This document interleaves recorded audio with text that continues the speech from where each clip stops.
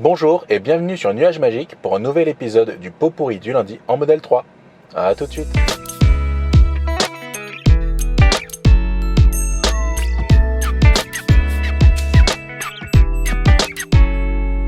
Je viens d'arriver au niveau du superchargeur de Thiais, centre commercial de Belle Épine. J'ai sélectionné le superchargeur en appuyant sur ce bouton qui me faisait apparaître la liste des superchargeurs le plus proche. J'ai choisi celui-ci et la voiture m'a donné la direction. Et là, si vous avez remarqué au début de la vidéo, j'avais une petite inscription qui disait que la batterie était en cours de chauffe pour optimiser la session supercharge. Je vais lancer la session, je suis à 38% et on va voir comment elle charge.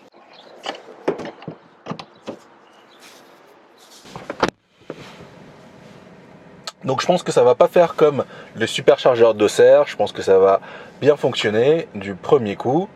Démarrage, j'ai pas attendu que ça clignote vert, là j'ai senti un petit bruit qui me dit que c'est bon, c'est parti. L'indication est revenue, chauffage de la batterie pour supercharge. Pour l'instant je suis à quelques dizaines de kilowatts et ça augmente très vite. On va voir jusqu'où ça va augmenter, sachant que je suis quand même à 38% de niveau de charge. Ok, donc même à 38% de niveau de charge, j'arrive quand même à atteindre des 110 kW d'entrée de jeu. Voilà. Ça, c'était juste un aparté très rapide. Ce sera un petit peu le fil rouge de la vidéo.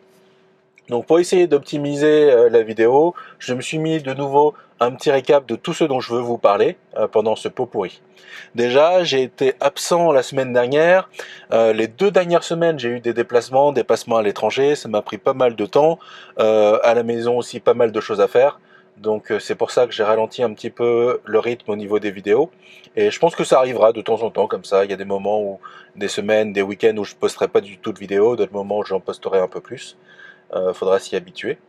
Mais par contre, j'ai encore vraiment beaucoup d'idées, que ce soit vis-à-vis de la Tesla Model 3, des autres Tesla, des autres véhicules électriques. J'ai plein d'idées, de choses à partager avec vous qui peuvent être intéressants, non pas que pour les clients de Tesla, mais aussi pour tous ceux qui ont un intérêt pour les véhicules électriques. Je vous ai posté une vidéo ce dimanche sur le bilan de mon trajet aller-retour Paris-Marseille en Model 3, beaucoup plus courte que ce que j'ai fait précédemment. Je pense que ce sera intéressant. Par contre, c'est vrai qu'il y a quand même des infos qui manquent, parce que quand on fait court, il y a des infos qu'on doit échapper. Le confort par rapport à la clim, plein d'autres détails par rapport à la navigation, par rapport aux prévisions de consommation. Bon, tout ça, je n'en ai pas parlé dans cette vidéo-là. Si vous voulez plus de détails, consultez, n'hésitez pas à consulter les plus anciennes vidéos. Ensuite, un point parrainage. Encore une fois, je vais vous dire merci et je vais lancer mon application pour voir où en est le compte des parrainages. Un instant. Alors, je sais pas si vous allez bien voir mon écran. Je vais l'enregistrer. Comme ça, je pourrais le mettre aussi de côté. Donc là, je suis dans la boîte au trésor de la Model 3. Et ici, je vois que j'ai supercharge gratuite restant de 69 000 km. Donc ça, c'est grâce à tous ceux qui ont utilisé mon lien de parrainage.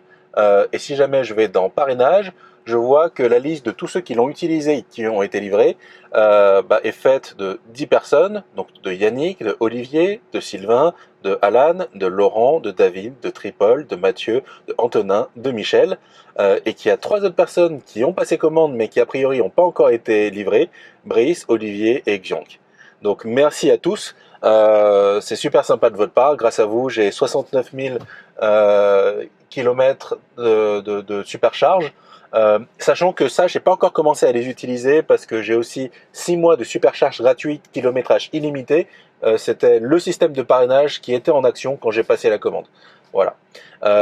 Et je voulais rebondir sur ce point parrainage pour faire une invitation à tous ceux que j'ai cités et possiblement aux autres, mais préférentiellement à ceux que j'ai cités, à partager avec moi vos avis sur la Model 3 que vous avez reçue. Je sais que tout le monde n'est pas forcément à l'aise avec les vidéos. S'il y en a parmi vous qui sont à l'aise pour passer un moment sympa et prendre une vidéo autour de votre expérience, ce sera avec grand plaisir. Et ce que je vous proposerai, c'est au lieu de mettre mon lien de parrainage dans cette vidéo, je mettrai le vôtre. Comme ça, vous pourrez à votre tour parrainer d'autres personnes et profiter davantage. Donc si ça vous intéresse, vous me contactez en commentaire et bah voilà, on essaiera de se caler une date. Si vous êtes en région parisienne, c'est plus simple. Si vous êtes un peu plus loin, bon, ça prendra juste un peu de temps pour s'organiser.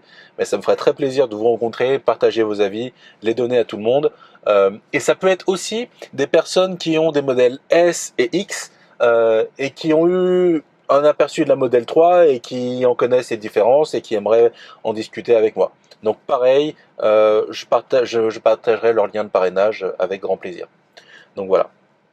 Au niveau de l'actualité, très grosse nouvelle à venir, normalement cette semaine, c'est les résultats Euro NCAP. Euro NCAP qui teste tous les véhicules qui arrivent sur le marché européen pour la Model 3. Donc c'est Euro NCAP qui teste les véhicules pour l'aspect sécurité, crash test et même au niveau de la performance des aides à la conduite. Donc j'attends ça avec impatience, sachant que le test américain était très élogieux, mais ça reste une boîte américaine, ils n'ont pas les mêmes normes que nous, donc on peut se poser une question, est-ce que dans notre contexte européen, la Model 3 va vraiment fournir des bons résultats au crash test? Donc ça, j'attends avec impatience de le savoir. Les résultats doivent être diffusés ce mercredi, donc voilà, je vais être en train d'actualiser sur mon ordinateur jusqu'à ce qu'on ait la news. Autre chose, Tesla préparerait une solution maison pour le streaming musical en voiture. Alors je suis un peu partagé parce que Tesla a les capacités de faire des choses ahurissantes, mais ils ont aussi la capacité de refaire la roue, de réinventer des choses qui existent déjà et bah, de mettre des bugs, de prendre du temps. Après le résultat peut être magnifique, mais j'espère que ça va pas atténuer la qualité des services dont on bénéficie, qui sont déjà très bien aujourd'hui. Donc, pour rappel, aujourd'hui, en France, on a Spotify pour le streaming musical. Donc, à voir ce qu'il pourrait apporter. A priori, qu'est-ce qu'il pourrait apporter? Je pense peut-être une meilleure qualité. Le bitrate de Spotify est peut-être un peu limité. Peut-être qu'il pourrait apporter même de la musique sans perte ou des choses comme ça. Je pense pas qu'ils auraient la capacité d'apporter un catalogue plus large. Donc à voir ce qu'ils pourraient nous faire comme surprise, avec éventuellement plus de contenu visuel ou peut-être des vidéos à voir. On verra ce que ça donnera. Autre chose, en ce moment, c'est la fin du trimestre, et alors jusqu'à ce dimanche. Et donc du coup, il y a un gros rallye au niveau des livraisons de Model 3 et de manière générale de Tesla. Il faut savoir que Tesla fonctionne par trimestre et qu'à la fin de chaque trimestre, il y a un gros rush pour délivrer le plus de véhicules et optimiser bah, les critères financiers. Donc à chaque fois c'est pareil, chaque fin de trimestre attendez-vous à voir des news sur Tesla qui livrent beaucoup, ou que c'est le bordel, ou plein de choses. Donc voilà, et d'ailleurs je pense que c'est plus facile de trouver un véhicule en stock à ce moment-là qu'à tout autre moment de l'année, à chaque fin de trimestre. Ensuite, niveau superchargeur, je vous ai déjà donné l'information du site Supercharge Info qui permet de tracer les ouvertures de superchargeurs. Celui de Limoges est maintenant ouvert et celui de Villeurbanne rentre en construction. C'est une base participative, je pense que c'est assez fiable. N'hésitez pas à regarder régulièrement si vous attendez la construction d'un supercharge sur vos parcours. Ensuite, côté actualité, j'écoute régulièrement Votre Auto, une émission sur RMC qui parle des voitures. Et ce dimanche, j'étais un petit peu étonné par des choses que j'entendais au sujet de la Kia Niro. Donc quelqu'un qui a commandé une Kia Niro qui a déjà un bout de temps et pour qui on lui dit que sa livraison était censée arriver en juin. Maintenant c'est décalé, après ça a été décalé en août. Maintenant on lui donne plus de date.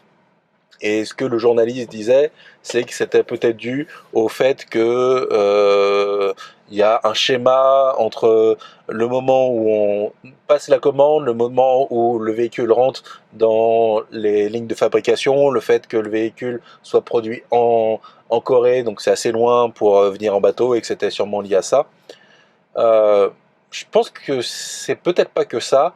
C'est aussi lié au fait que Kia a pas forcément les capacités de produire tous les véhicules électriques que demande son marché. Je pense qu'ils sont limités au niveau de la production des batteries. Donc du coup, qu'ils doivent faire au mieux.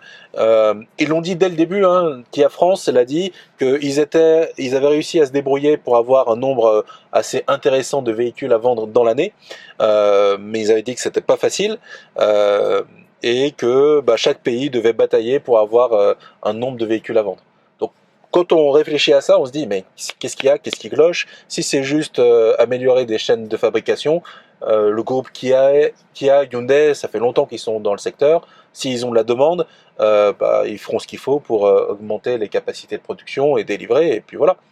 Donc c'est ce qui me laisse penser que c'est pas juste un problème de capacité de production, mais sûrement aussi une capacité d'approvisionnement de batterie. Euh, donc voilà, j'ai une analyse un petit peu différente de ce que le journaliste disait, Jean-Luc Moreau. Euh, Après, ce qui est dommage, c'est de ne pas être capable de donner des délais à des clients qui ont passé des commandes. Et je pense que si aujourd'hui quelqu'un avait passé sa commande ferme de sa Tesla Model 3 en janvier-février, et qu'on avait décalé sa date de livraison et que là on n'était pas capable de lui donner une date de livraison, je pense que tout le monde en parlerait, enfin dans les médias spécialisés, en disant que Tesla est pas capable de suivre, qu'ils sont pas organisés, qu'ils sont pas, enfin voilà, qu'ils débarquent et qu'ils ont peut-être trop d'ambition. On a beaucoup de retours comme ça, et là, voilà, ça se passe pour Kia, et tout le monde est plutôt bienveillant, et je trouve ça étonnant. Et le même journaliste, Jean-Luc Moreau, était jusqu'à il y a quelques mois très sceptique, jusqu'à fin d'année dernière, il était très sceptique par rapport à la Model 3 en disant oh de toute façon on l'a pas encore vu en Europe, on sait pas quand ça arrivera. Bon voilà. Mais quand on parle de Kia par contre c'est beaucoup plus neutre, donc c'est un peu dommage.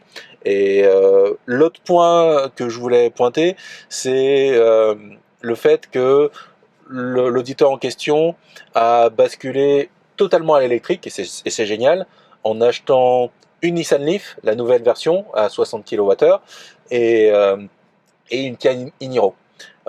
Et il se posait la question de la recharge des deux véhicules, et l'auditeur, enfin qui venait pour poser ces questions, était un petit peu embêté en disant mais comment ça va se passer pour la recharge, le fait que il n'aura pas la capacité de recharger les deux véhicules quelque part deux fois 7 kWh, 7 kW en même temps, qu'il n'aura pas la capacité de fournir tout ça.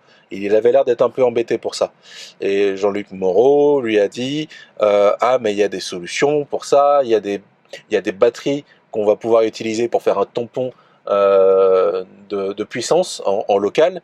Vous pouvez aussi utiliser des panneaux solaires, tout ça. Ok, c'est vraiment génial, mais je pense pas que ce soit nécessaire. Alors après ça dépend vraiment du cas de figure, hein, mais ça n'a pas été évoqué. Si vous avez besoin de faire 400 km par jour tous les jours avec deux véhicules, alors là oui, il faudra se poser des questions et trouver une solution technique. Si comme beaucoup de Français vous faites entre 50 et 100 km par jour, avec le véhicule qu'il a choisi, donc la nouvelle Nissan Leaf 60 kWh et la Kia e-Niro, il peut tout simplement imaginer de charger un jour sur deux. Un jour il charge la Leaf, un jour il charge la e-Niro. Et comme ça marchera très bien, il n'aura pas besoin de changer d'abonnement, il reste en 7 kW et ce sera vraiment optimum pour lui. Donc voilà, c'est une chose qui m'a un petit peu interpellé et je voulais réagir sur ça. Et dernier point, c'est par rapport au fait que ces deux voitures-là permettent de voyager possiblement loin sur autoroute, et je mets un bémol sur ça, ça permet de voyager loin sur autoroute à partir du moment où vous avez un voyage qui n'est pas trop long, qui vous permet de faire un voyage sans vous arrêter pour la charge au milieu. Si avec ces deux voitures-là, vous devez vous arrêter pour charger au milieu de votre parcours, vous n'aurez pas la supercharge de Tesla, vous n'aurez pas les... Alors là, on va voir où j'en suis, je pense que j'ai dû diminuer. Je suis encore à 93 kW, je suis à 70%, je suis encore à 93 kW. Ça vous arrivera pas avec la Kia e-Niro et la Nissan Leaf. Ça veut dire qu'il faudra prévoir du temps, un temps d'arrêt plus conséquent. Alors c'est pas forcément rédhibitoire, hein, mais il faut le savoir, et il faut pas juste se dire j'ai une grosse batterie, donc je vais pouvoir aller loin. Donc c'est quelque chose que je dis souvent, mais je pense que c'est important de le répéter parce qu'on peut l'oublier. Donc voilà pour les actualités. Bon, tout ce que j'ai dit, c'est appelé à discussion, hein. J'ai pas la vérité absolue en moi, et je suis toujours content de réagir sur tous vos commentaires. J'essaie d'être exhaustif et de répondre à tout le monde, même si des fois ça me prend un peu de temps. Donc dans les vidéos à venir, j'aimerais parler du tableau de suivi de consommation et le graphique associé. Je vous en ai déjà parlé, mais j'ai pas eu le temps de faire de vidéo. Dimension du coffre, comparaison des différents modes de charge rapide entre les bornes Ionity, les bornes Tesla, les bornes Easivia. Enfin, essayer de faire une petite comparaison de tout ça. Donc là, ça fait partie un peu de ma liste de courses. Il y a encore d'autres sujets à venir. En gros, je pense qu'on a encore beaucoup de choses à se dire. Et si vous avez d'autres idées, n'hésitez pas à les mentionner. Alors juste avant de vous quitter, là je suis à 73%, toujours plus de 80 kW de puissance de charge. J'ai dans le petit temps dans lequel je suis arrivé, je pense que ça fait à peu près 15 minutes, j'ai pris 26 kWh d'énergie. Voilà, il m'annonce 15 minutes pour arriver jusqu'à 90%. Je vais sûrement passer à l'intérieur et puis après, bah voilà, je vais reprendre la route. Voilà, donc merci pour vos commentaires, vos réactions et à la prochaine sur Nuages Magiques. Salut!